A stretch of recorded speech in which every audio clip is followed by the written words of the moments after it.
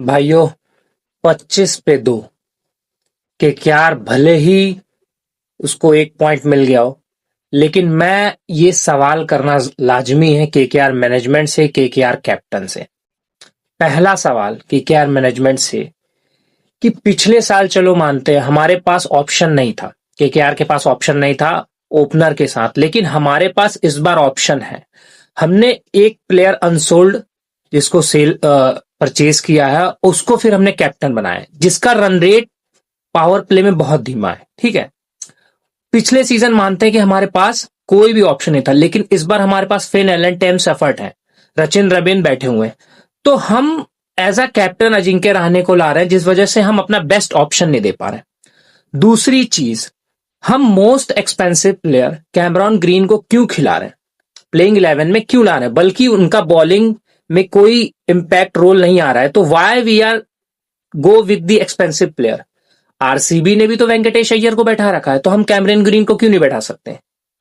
फिर उसके बाद मैं कल के मैच की बात करूंगा, जिसमें अजिंक्य रहाणे ने बैटिंग क्यों चूज की। भाई मुझे ये समझ में नहीं आया, टॉस जीत के पता है कि ओवरकास्ट कंडीशन है, तो Y KKR choose batting.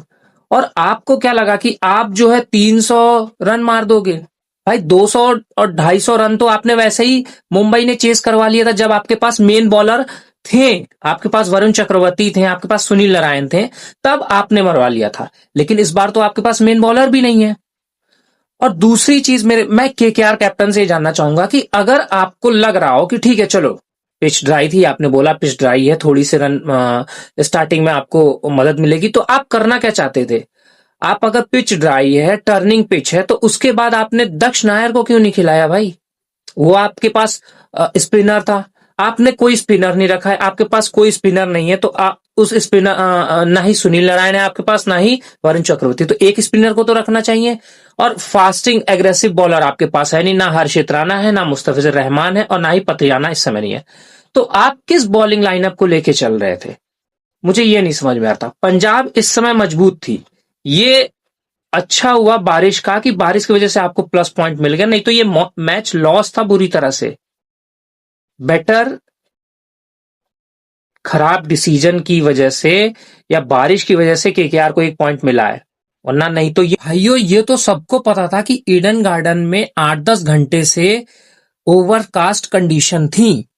Pitch covers पे जो थे, पिच पे जो थे कवर्स थे, तो पिच पे तो मॉइस्चर नॉर्मली होगा ना भाई, तो टर्निंग पिच होगी ये। तो आपने बैटिंग क्यों चूज किया, और आपको बैटिंग चूज करने में आपके जो स्टार्टिंग के